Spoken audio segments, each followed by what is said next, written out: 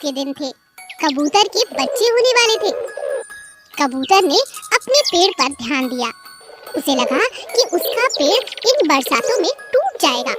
उसे घर बदल लेना चाहिए, इससे पहले कि उसके अंडे बाहर आ जाएं। कबूतर अपनी कबूतरी से कहता है, देखो, मैं सोच रहा हूँ हमें पेड़ बदल लेना चाहिए। चलो एक नए पेड़ की तलाश करें। इन बरसातों में जरूर हमारा ये पुराना घर टूट सकता है। आप ठीक कहते हैं, चलिए। दोनों कबूतर और कबूतरी नए पेड़ की तलाश में निकल जाते हैं। उन्हें एक बहुत ही खूबसूरत सुनहरे रंग का पेड़ नजर आता है। कबूतरी कबूतर से कहती है, इस पेड़ को देखकर तो मैं आकर्षित हो गई हूँ। क्यों ना हम यहीं पर अपना घर बना लें? मगर मुझे तो ये कोई जादुई पेड़ मालूम होता है। इस तरह के सुनहरे पत्ते मैंने आज तक नहीं देखे। क्या कहा? जादुई पेड़? क्या सच में जादुई पेड़ भी होते हैं? हाँ हाँ, होते हैं। अरे नहीं होते, चलो ना यहीं घर बना लेते हैं। कबूतरी के बहुत जिद करने पर दोनों वहीं पर घर बना लेते हैं। कुछ दिनों के बाद उनके अंडे हो जाते हैं, लेकिन अंडे जहाँ होते हैं वहीं चिपक जाते हैं, वहाँ से हिलने का नाम ही नहीं लेते। इस बात का शक अब कबूतरी को होने लगता है कि सच में वो पेड़ जादुई है। वो कबूतर से कहती है, कितने हफ्ते हो गए हमारे अंडों को निकले, मगर हमारे अंडे जरा से हिलते भी नहीं। मुझे तो शक है तुम्हारी बात सच है, ये पेड़ जादुई है। क्या कहा? अब दोनों बहुत हैरान और परेशान हो जाते हैं। रोने की आवश्यकता नहीं है। क्या? क्या? कौन बोला? हाँ, मैं जादुई हूँ और मैं ऐसे ही जादुई नहीं हुआ। जादुई तो देखने से लगता हूँ, असल में मैं श्रापित हूँ।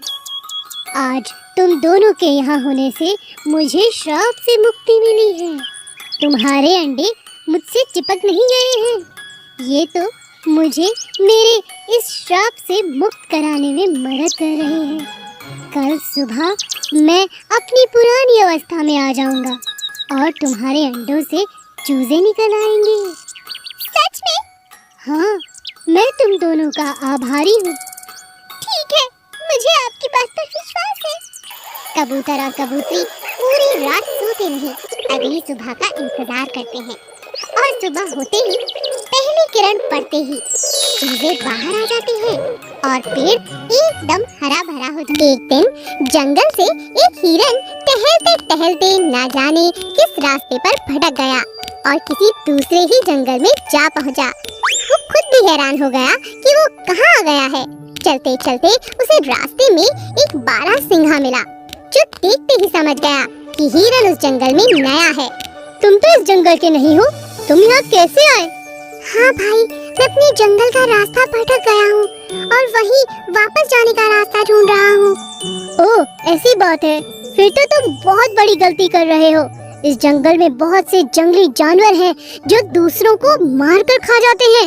अगर किसी ने तुम्हें देख लिया तो बहुत बड़ी दिक्कत में पड़ जाओगे। ऐसा कहकर बारहसिंघा वहाँ से चला गया और हिरन समझा, हाँ, यूं ही मुझे डरा रहा है। ये जंगल मुझे बहुत अच्छा लग रहा है, इसे पूरा घूमकर ही अपने जंगल वापस जाऊंगा।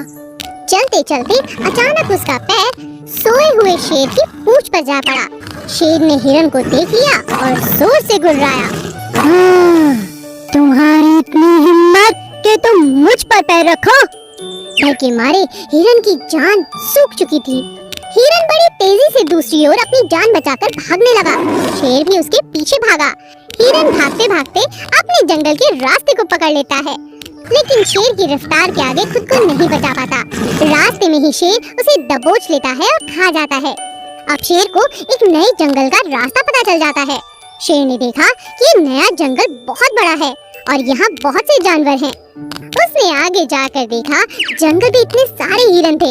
उन सबको देखकर उसका मन ललचा गया। एक एक करके उसने सबको खाना शुरू कर दिया। अब जंगल के सभी हिरन असुरक्षित थे। हिरन के सरदार ने कहा, हमें कुछ करना होगा, नहीं तो ये शेर हम सबको खा जाएगा। तभी एक छोटा हिरन कहता है, सरदार, मुझे लगता है हमें 15 दिनों तक छुप जाना चाहिए। हम सब 21 दिन तक भूखे रह सकते हैं, लेकिन मैंने सुना है कि शेर केवल 15 दिन तक भूखा रह सकता है। अगर हम 15 दिन झाड़ियों में छिपे रहे तो ये भूखा रहेगा और यहाँ से चला जाएगा।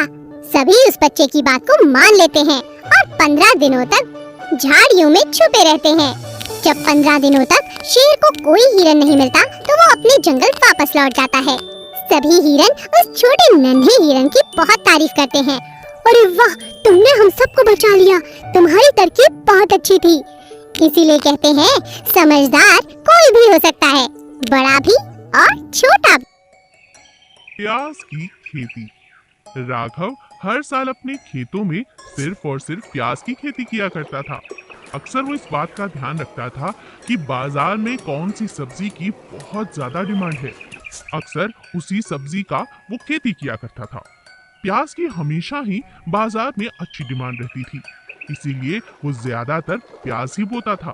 एक साल प्याज के दाम आसमान छूने लगे थे। राघव की पत्नी ने उससे कहा, अजी सुनते हो, बीज डालने का समय हो गया है।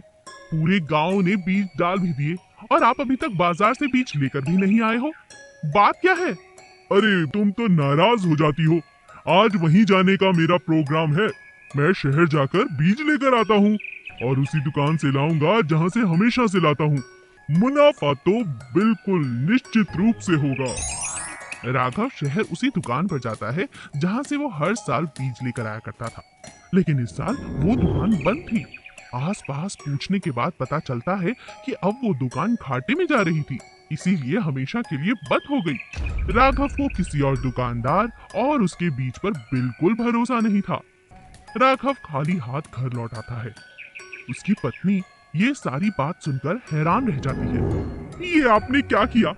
एक दुकान बंद हो गई तो क्या हुआ? अरे किसी और दुकान से ले लेते। सारी दुनिया एक ही दुकान से हमेशा ही थोड़ी ना बीज लेती है। अब क्या बोओगे, क्या करोगे? मैं तो कहती हूँ कल ही जाओ और जाकर बीज लेकर आओ। अगले दिन राघव नई नई दुकानों पर जाकर बीज के लिए बात करता है, मगर कहीं भी उसे प्याज के बीज नहीं मिलते। पूरे बाजार में प्याज के बीज खत्म हो चुके थे। यही बात जब वो घर में पत्नी को आकर बताता है तो वो बहुत नाराज हो जाती है। हे भगवान, जिसका डर था वही हुआ। अब क्या करेंगे? मुनाफा तो छोड़िए, खेती करना ही मुश्किल है बिना बीज के तो। राघव मुस्कुराते हुए अपनी पत्नी से कहता है, मैं जानता था तुम यही कहोगी, लेकिन इस बार मेरे पास एक उपाय है। उपाय? कैसा उपाय? राघव घर में पड़ा हुआ एक पुराना संदूक खोलता है और उसमें से कुछ बीज निकालता है। अपनी पत्नी को दिखाते हुए राघव कहता है, ये बीज देख रही हो? ये मरते हुए माँ ने मुझे दिए थे। ये कोई आम बीज नहीं है, ये बहुत अच्छी फसल के बीज हैं। माँ ने कहा था, कभी किसी मौसम में अगर ऐसा हो कि बीज न मिले तो इन बीजों को खेतों में डालकर गुजारा कर लेना। माँ तो माँ होती है ना। देख, मेरे पास बीज है। इस बार तो फसल ऐसी होगी कि पूरे गांव के पास ऐसी प्याज न मिलेगी।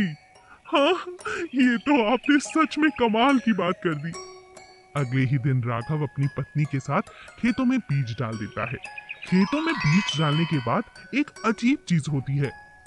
एक एक प्याज का साइज इतना बड़ा होता है कि हर कोई दूर दूर से उसके खेत देखने आता है। एक एक प्याज 5-5 किलो का था। न केवल राघव का प्याज दूर देश तक जाता है, बल्कि उसे इस बात का बहुत मुनाफा भी होता है। कभी कभी नुकसान के पीछे भी कोई फायदा होता है। बस हमें अपने नजरिए को बदलने की जरूरत